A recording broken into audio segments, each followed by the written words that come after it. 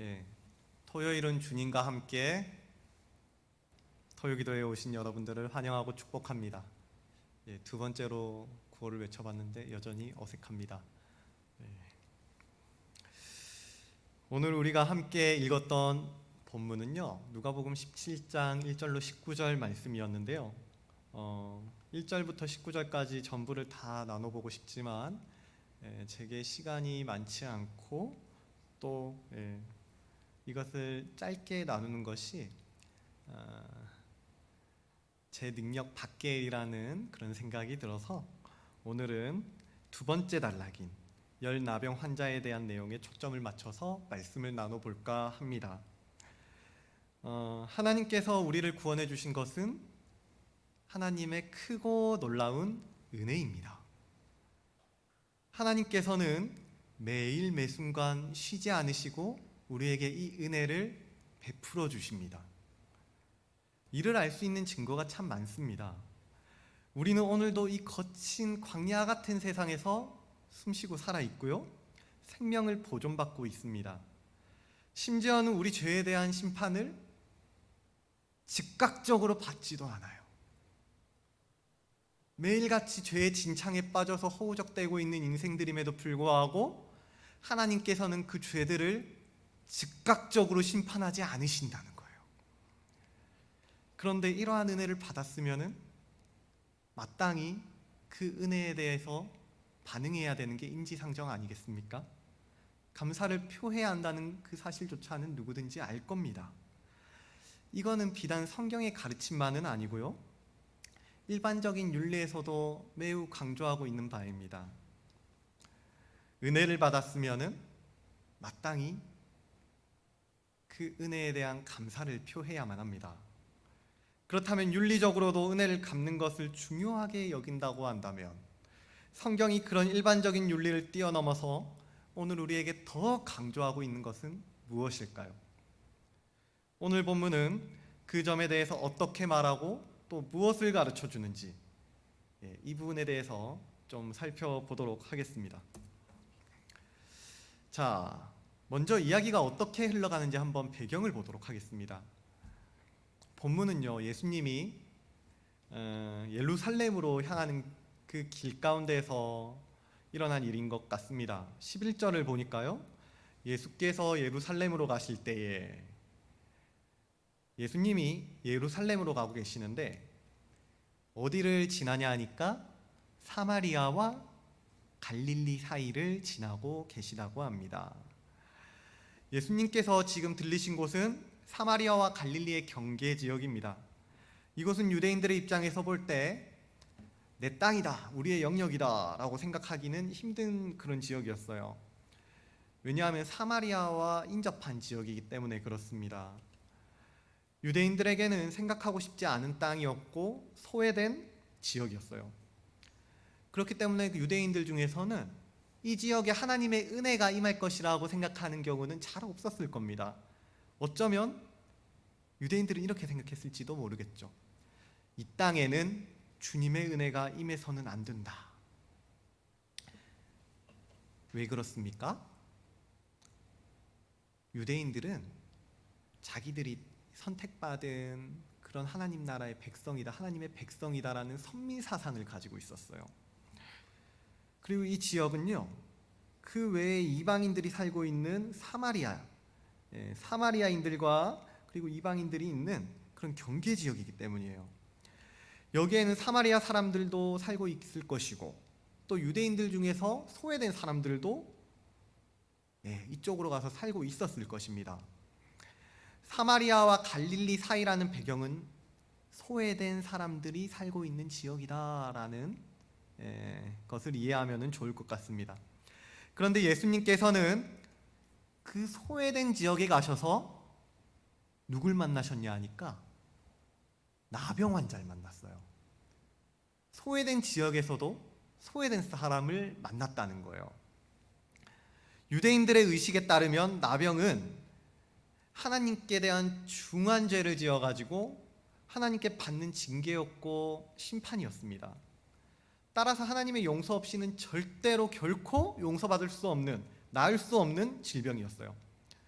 나병 환자들은 부정하고 악한 자들이었고 심지어 사람 취급을 받지 못하기도 했습니다. 유대인들은 그들을 가리켜서 사람이라고 부르기를 꺼렸어요. 그러나 본문은 의도적으로 나병 환자 10명, 나병 환자 10사람이라고 부르고 있습니다. 유대인들에게 사람 취급을 받지 못하는 나병 환자들에게 사람이란 단어를 붙여준 거예요. 예수님은 나병 환자들을 다른 사람들과 동일한 인격체로 대하셨고 그들도 주의 은혜가 필요한 사람들인 것임을 알려주시는 것입니다. 따라서요, 본문은 소외된 지역에 살던 소외된 사람들에 대한 이야기인과 동시에 예수 그리스도께서 그들에게 은혜를 베풀어 주시는 이야기입니다. 소외된 지역에 사는 소외된 사람들에게도 은혜는 필요했습니다. 그리고 그 은혜가 필요했던 나병 환자들이 멀찍이 서서 예수님을 부릅니다. 그런데요, 누가복음 5장에 나오는 나병 환자는 예수님 앞에 엎드려서 은혜를 구했는데 본문에 나오는 10명의 나병 환자들은 멀찍이 서서 감히 예수님 앞에 나오지 못하고 있습니다. 왜냐하면 자기들은 소외된 지역에 살고 있는 소외된 사람들이다라는 신분을 알고 있었기 때문이에요. 그래서 내가 감히 예수님 앞에 어떻게 나올 수 있나 이런 생각이 은연중에 그들의 마음 가운데 있었던 것 같습니다. 그래서 그들은 예수님께 감히 가까이 오지 못한 채 멀리 서서 예수님을 부릅니다. 예수 선생님이여, 우리를 불쌍히 여기소서. 그들은 주님의 은혜를 구합니다. 우리를 불쌍히 여기소서, 우리 죄를 사하여 주시옵소서, 우리를 이 병에서 낫게 하여 주시옵소서. 간절히 외칩니다. 그들의 마음이 얼마나 간절했겠습니까? 일생에 단 한 번, 마지막일지도 모르는 이 기회를 결코 놓칠 수 없었을 거예요.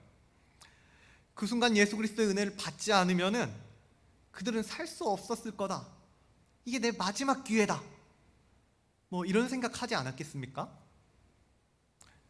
그래서 본문에 등장하는 10명의 나병 환자들은 온 기력을 다해서 예수 그리스도의 은혜를 구했을 것임에 틀림없습니다.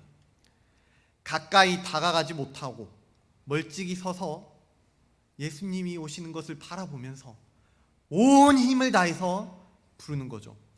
예수여, 우리를 불쌍히 여기소서. 예수여, 우리를 불쌍히 여겨 주시옵소서. 우리 죄를 사하여 주시옵소서. 이렇게 외쳐 부르는 겁니다. 우리는 이 나병 환자의 모습을 보면서 우리의 모습을 볼 수 있을 것 같습니다. 우리는 매일 절박하게 주님의 은혜를 구하면서 살고 있죠. 우리는 한국 사회에서 주도적인 인물들도 아니고 한국 역사의 주역들도 아니고 이 경제를 지탱하는 필수적인 그러한 자원들도 아닙니다. 하다못해 우리는 내 시선이 닿는 곳조차 변화시키지 못하고 내 한몸조차 제대로 건사하지 못하는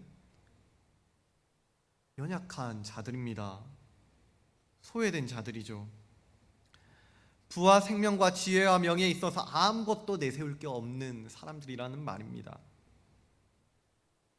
그래서 그런지 우리는 매일 간절하게 주님의 은혜를 구하고 그 은혜를 필요로 해야 합니다. 우리를 불쌍히 여겨달라고 우리는 매일 하나님께 구합니다. 자기의 죄성을 잘 알고 계시는 분들이라면 더 간절하게 하나님 앞에 나와 부르짖겠죠. 그 은혜를 구할 것입니다. 그렇게 우리처럼 은혜에 절박한 나병 환자들이 예수님을 간곡하게 부르고 있는 거예요. 우리를 불쌍히 여겨 주시옵소서. 그리고 예수님께서는 그 부르짖는 자들의 음성을 외면하지 않으십니다. 14절입니다. 가서 제사장들에게 너희 몸을 보이라 하셨더니 그들이 가다가 깨끗함을 받은지라. 예수님이 나병 환자들에게 말했습니다. 제사장들에게 가서 자기의 몸을 보여주래요. 그런데 여러분, 지금 이 나병 환자들이 병 고침을 받았습니까? 받지 못했습니까? 받았을까요? 받지 못했을까요? 예수님 가라고 했는데 병 고침을 받고 가는 것일까요? 아니면 병 고침을 받기 전에 가는 것일까요? 자, 본문 다시 한번 읽어보겠습니다. 보시고 이르시되 가서 제사장들에게 너희 몸을 보이라 하셨더니 그들이 가는 길에 깨끗함을 받았답니다. 병 고침을 아직 받지 않았는데 가는 길에 깨끗함을 받았대요. 그러면은 우리 여기서 조금 이상하다는 점을 느낄 수가 있는 거죠. 원래 있지 않습니까? 모세의 율법에 의하면은 나병 환자들이 나음을 받았다고 다시 바로 즉시 공동체에 들어올 수 있는 것이 아니었습니다. 그들은 완전히 다 나은 후에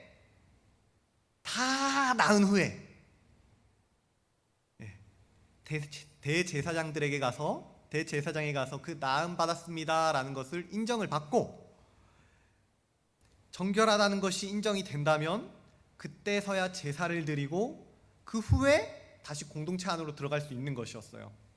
그런데 지금 예수님께서 어떻게 하고 계시냐면 나병 환자들을 다 고쳐주지도 않으신 채 아직 나음을 깨끗함을 받지 않았는데 대제사장에게 가서 그 몸을 보여주라고 하고 있는 겁니다.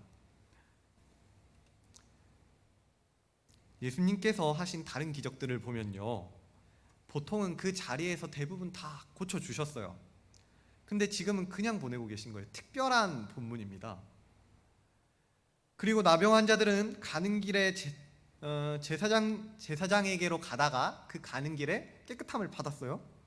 나음을 받았다는 건데 도중에 나음을 받았다는 겁니다.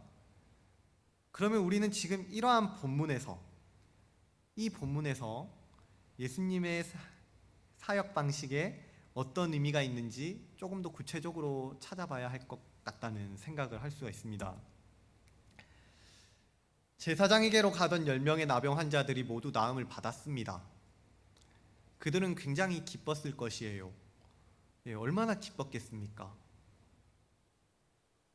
하나님 앞에 중재를 지어서 얻게 된 이 나병 때문에 소외됐었고, 나병 때문에 지금까지 버림받았고, 나병 때문에 변두리로까지 쫓겨났던 그들의 인생이 이제 그 지긋지긋하던 그 나병이 나았답니다. 이제 다시 공동체 안으로 들어갈 수가 있는 거예요. 멀리 떠나왔던 고향 땅을 다시 바라볼 뿐만이 아니라 그 고향 땅으로 돌아갈 수가 있는 거예요. 그러면 이들의 마음이 어땠겠습니까? 하루빨리 제사장을 만나서 정결케 되었음을 인정을 받고 고향으로 돌아가고 싶지 않았겠습니까? 누구든지 그랬을 것입니다. 그들 중에 유대인들이 있었다면 예루살렘으로 향해서 예루살렘에 있는 대제사장을 만나러 갔을 것이고, 속히 갔을 것이고, 사마리아인이 있다면 그리심산에 있는 제사장에게 자기 몸을 보이고 나았다는 판정을 받기 위해서 달려갔을 거예요. 사람들의 마음은 급했을 겁니다. 어서 빨리 제사장을 만나 정결하다는 판정을 받고 자기 가족과 고향으로 돌아가고 싶은 마음에 그런 마음이 간절했을 거예요. 그래서 그들은 발걸음을 재촉했을 겁니다. 그런데요, 15절을 보니까 단 한 사람, 그 한 사람은 예외였던 것 같습니다. 그 한 사람은 나머지 9명과는 마음이 달랐던 것 같아요. 그는 자기가 나은 것을 보고 하나님께 영광을 돌리며 돌아와서 예수의 발 앞에 엎드려 감사를 표했다고 합니다.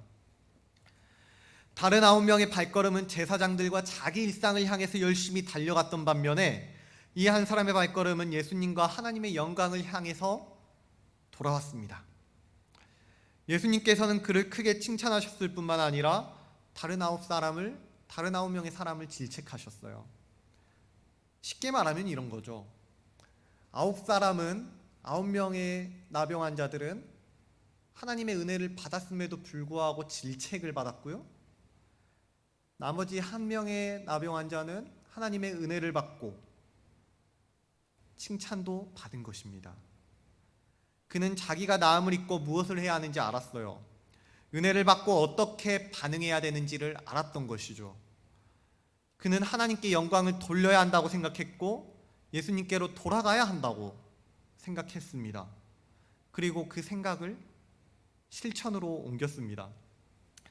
제사장에게로 자기의 일상으로 달려가지 않고 예수님께로 발걸음을 돌이킨 것이죠.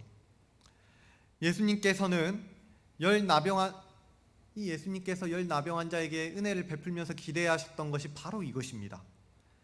예수님께서 그들을 바로 고쳐주시지 않으시고 제사장에게로 보내셨던 이유는 세상에 좋아 보이는 것들을 뒤로하고 은혜를 기억하고 은혜를 베풀어 주신 하나님께 나아와 영광을 돌리며 감사하는 진짜 믿음, 이 진짜 믿음이 있었다는 말입니다. 만일 예수님이 자기 앞에서 나병 환자들을 고쳐주셨다면 이 나병 환자들이 어떻게 했겠습니까? 당연히 감사합니다, 하나님께 영광을 돌립니다 이렇게 표현을 하는 게 너무 쉬웠겠죠. 당연한 것일 겁니다. 또한 그들이 예수님을 떠난 지 얼마 안 돼서 나음을 받았다면 그것 또한 그렇게 어려운 일은 아니었을 겁니다. 예수님을 떠나서 한 5분 정도 걸어가고 있는데 고침을 받았어요. 한 5분 왔다가 다시 돌아가는 거 그렇게 어려운 일 아닐 겁니다. 그런데 이들은 아마 상당히 멀리 간 후에 나음을 입었을 가능성이 커 보입니다. 이 소외된 지역에서 그리심산까지 가려면 한참을 가야 되거든요. 예루살렘은 더 가야 돼요. 여기 지도를 보시면 아시겠지만 맨 위에 동그라미가 갈릴리, 그리고 그 밑에가 사마리아, 그 사이에 있는 곳이 갈릴리와 사마리아의 경계 지역이겠죠. 그럼 여기서부터 사마리아 그리고 예루살렘까지 가려면 많은 길을 가야 돼요. 그렇기 때문에 이 사람들은 아마 한참을 가다가 나음을 입지 않았을까 하는 생각이 든다는 것이죠.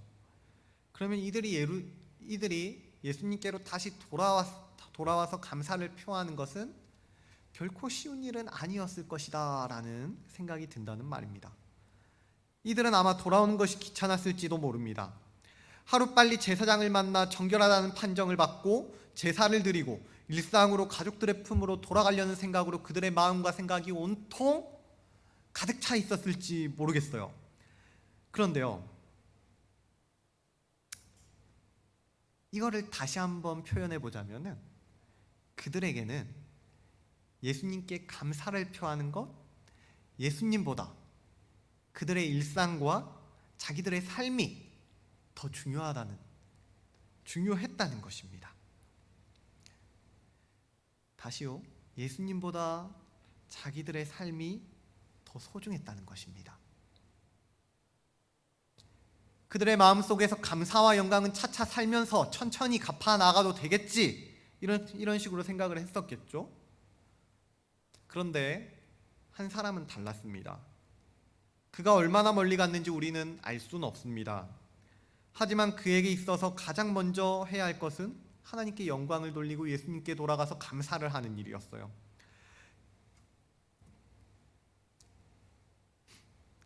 그러자 그 감사를 드리러 온 한 나병 환자를 보고 예수님께서 이렇게 말씀하시는 것이죠.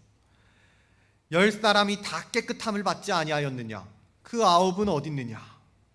이 이방인 외에는 하나님께 영광을 돌리러 온 자가 없느냐? 예수님은 여기서 지금 의도적으로 이방인이라는 표현을 사용하고 계시는데요. 이 이방인 알로게네스라는 표현은 성경에서 여기 단 한 구절, 단 한 곳에만 기록되고 있는 단어입니다. 근데 이 이방인이라는 단어가 굉장히 어떤 뜻인지 한번 알아보면 굉장히 저열한 단어예요. 굉장히 저급하고 저열하고 치욕스럽고 수치스럽고 그런 단어인데요. 언제 쓰는 거냐면은 이방인들을 사람이 아닌 개 취급하는 그런 사상을 담고 있던 단어라는 말이에요. 지독한 선민 사상 때문에 유대인들은 하나님께 영광을 돌릴 자격이 오직 자기들에게만 있다라고 생각을 했을 것이고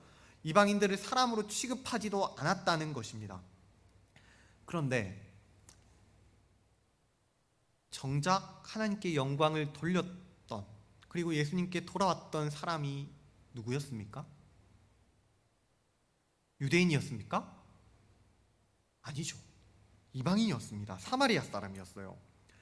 예수님께 돌아온 사람은 선민 사상에 사로잡혀 있던 그 유대인이 아니었고, 개만도 못한 취급을 받고 있던 사마리아 사람이었던 거예요.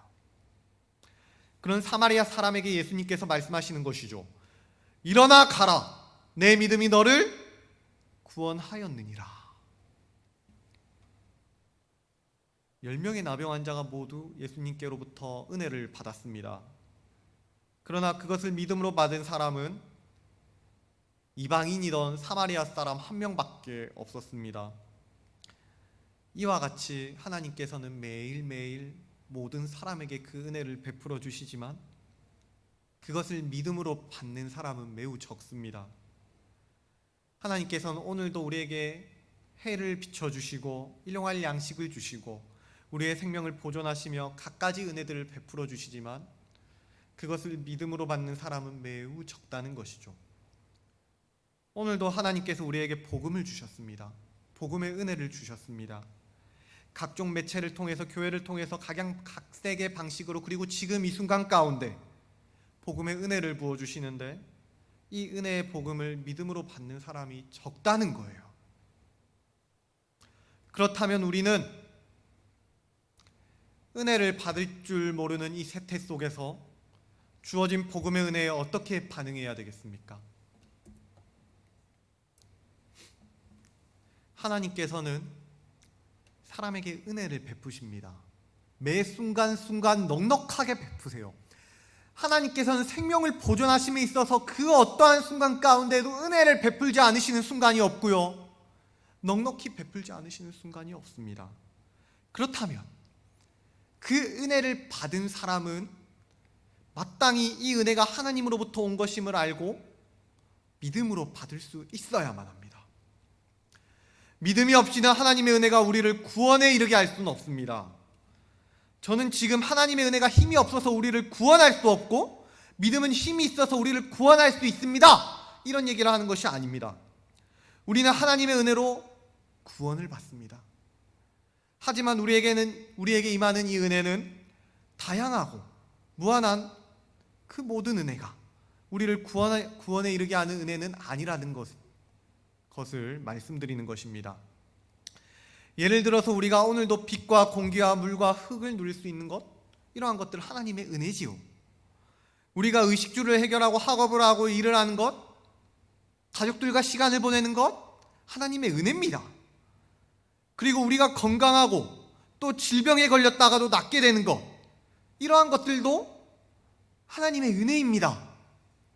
어렵거나 위험한 상황에 처했거나 그리고 나서 극복하게 되는 것도 모두 하나님의 은혜입니다. 하지만 이러한 것들이 우리를 구원의 길로 인도하지는 않습니다. 우리 영혼의 구원은 오직 믿음으로만 받는 것입니다. 하나님께서 우리에게 믿음을 주시지 않은 채 구원을 허락하시는 일은 없다는 말이에요. 오늘 본문의 5절을 보겠습니다. 사도들이 주께 여짜오되 우리에게 믿음을 더하소서. 제자들이 예수님께 믿음을 더해달라고 요청하고 있습니다. 그랬더니 6절에서 예수님이 그들에게 뭐라고 대답하시냐면은, 너희에게 겨자씨 하나일 만한 믿음이 있었더라면, 겨자씨 하나일 만한 이 믿음이 있었더라면 이 뽕나무가 뿌리가 뽑혀 바다에 심기어라 하였을 것이요. 겨자씨 하나일 만한 이 작은 믿음을 강조하고 있습니다. 아무리 작더라도 그 믿음이 순전한 믿음이라면 충분하다는 것이죠. 크기의 문제가 아니라 순전함의 문제라는 말입니다. 영혼 구원에 필요한 믿음은 겨자씨 하나만큼 적다 할지라도 순전해야 합니다. 이 사실이 오늘 우리에게 가르쳐주는 교훈은 무엇이겠습니까? 우리는 오늘도 모두 넉넉히 하나님의 은혜를 누리며 살아갑니다. 하지만 모두가 그 은혜를 인식하는 것은 아니고요, 모든 순간 그 은혜 안에서 살아 숨쉬는 것은 아닙니다. 어떤 사람들은 그 은혜를 인식하고 또 어떤 사람들은 그 은혜를 인식하지 못합니다. 어떤 순간에 우리가 그 은혜를 인식하고 서 있고 또 어떤 순간은 그 은혜를 인식하지 못한 채로 살아가고 있습니다. 그렇다면 우린 여기서 이렇게 질문할 수 있는 것이죠. 사랑하는 여러분, 우리는, 저와 여러분들은 매일 매순간 하나님의 은혜를 인식하며 살아가고 있습니까? 우리의 존재가 하나님의 은혜 없이는 단 한순간도 살 수 없고 죽은 후에는 영원한 저주만이 남는다는 그 사실을 매일 인식하고 살고 있냐는 말입니다. 사랑하는 여러분, 이 사실을 깨닫고 하나님의 모든 행하심을 은혜로 받는 것이 믿음입니다. 삶의 기쁨뿐만이 아니라 아픔과 슬픔과 눈물과 고통의 날들도 은혜로 받는 것이 믿음이라는 말이에요. 하나님의 은혜는 주일 예배 시간에 설교자가 설교할 때만 느끼는 것이 아니라는 말입니다. 그 은혜는 매일의 삶 속에서 누려야 하는 것이고요, 매일의 삶 속에서 그 은혜를 누릴 때에 우리는 그때에 예배자라는 이름으로 일컬음을 받게 될 것입니다. 사랑하는 여러분, 잘 먹고 잘 사는 것이 중요한 게 아닙니다. 건강한 것 아닙니다. 일이 잘 풀리는 것과 위기를 모면하는 것 아니에요. 우리에게는 믿음이 있어야 합니다. 제사장에게 자기 몸을 보이고 정결함을 받아서, 인정을 받아서 가족들과 자기 일상 가운데 돌아가는, 그래서 평안을 누리는, 그거 중요하지요. 그런데 그러한 것들보다 예수님께 돌아와서 예수님을 주인으로 삼는 그 믿음이 있어야 한다는 것을 오늘 본문은 우리에게 가르쳐주고 있는 것입니다. 차차 살다가 하나님께 영광 올리면 되지? 아닙니다. 차차 살면서 우리에게 여유가 생겼을 때, 기회가 생겼을 때? 아닙니다. 우리는 그 은혜를 받았을 때 즉시 하나님께 영광을 돌리고 예수님께로 돌아와서 감사를 표해야 하는 것입니다. 하나님께서 매일 여러분들에게 은혜를 베푸실 것이에요. 매일 먹을 것을 주실 것이고 입을 것을 주실 것이고 비를 피할 지붕을 주실 것입니다. 때로는 시험을 겪게도 하시겠지만 그것을 이길 힘도 넉넉히 부어주실 것입니다.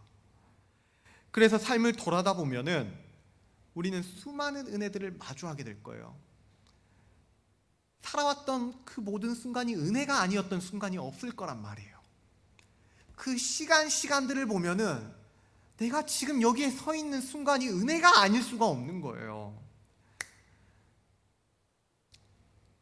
그 은혜들을 마주했을 때 우리는 어떻게 해야 됩니까? 우리는 살아가는 모든 시간을 은혜로 받고 예수님께 돌아와야 한다는 것입니다. 그리스도의 십자가 앞에 겸허히 무릎 꿇고 감사한 마음을 가득 담아 고백해야 한다는 것이에요. 사랑하는 여러분, 혹시 우리가 받은 은혜가 너무 커서, 너무 크지만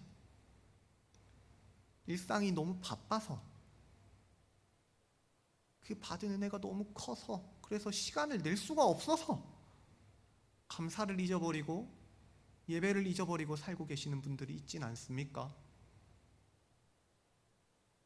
마치 나병 환자들이 빨리 제사장을 만나기 위해 자기 일상을 회복하기 위해 급히 달려갔던 것들처럼 여러분들의 일상이 더 중요하게 생각되지는 않습니까? 만일 그렇다면은 오늘 본문이 우리에게 주시는 교훈처럼 예수님께 다시 돌아와서 예수님 앞에 무릎 꿇고 서시길 바랍니다. 예수님께서는 이 9명의 나병 환자들을 다음과 같이 찾으실 것입니다. 10사람이 다 깨끗함을 받지 아니하였느냐? 그 9은 어디에 가 있느냐? 은혜를 잊어버린 사람들을 찾으시는 예수님의 음성입니다. 예배를 잊어버린 자들을 찾으시는 예수님의 간절한 애타는 음성이라는 말씀입니다.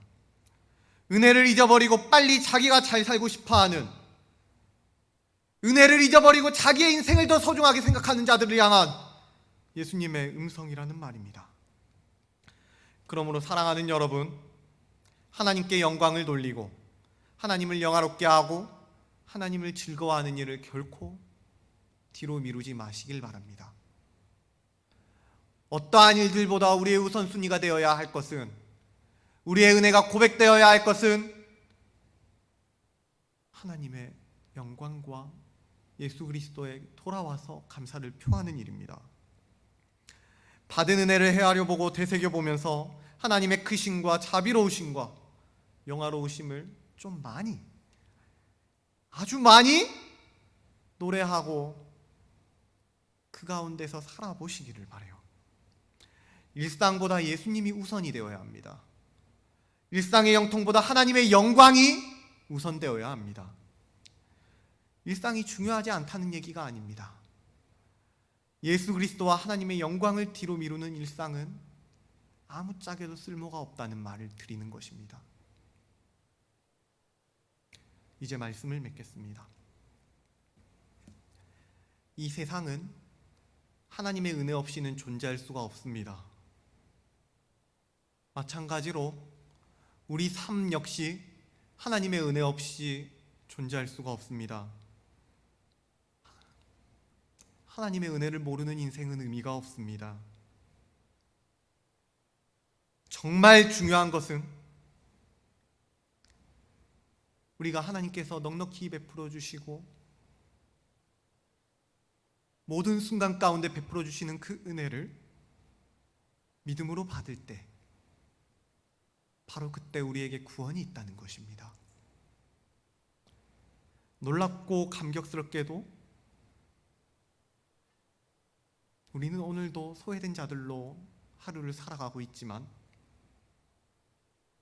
하나님의 값없는 크고 놀라운 은혜를 선물로 받았고 그 믿음을 선물로 받았고 구원과 영생을 얻게 되었습니다.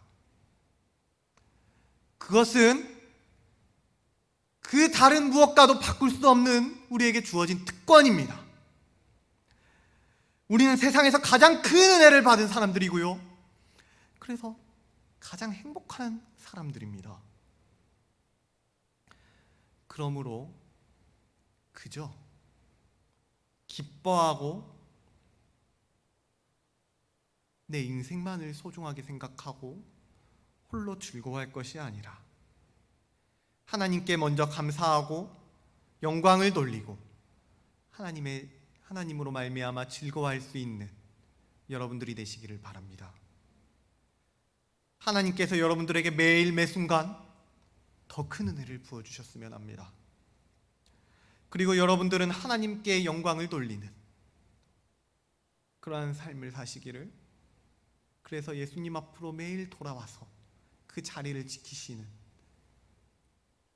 예수님의 제자들이 되시기를 우리 주 예수 그리스도의 이름으로 간절히 바랍니다. 이 시간에는 우리 오늘 하나님께서 주셨던 말씀을 기억해 보면서 또 가져온 기도 제목을 가지고 주일 예배를 준비하며 나아가도록 하겠습니다. 기도하겠습니다.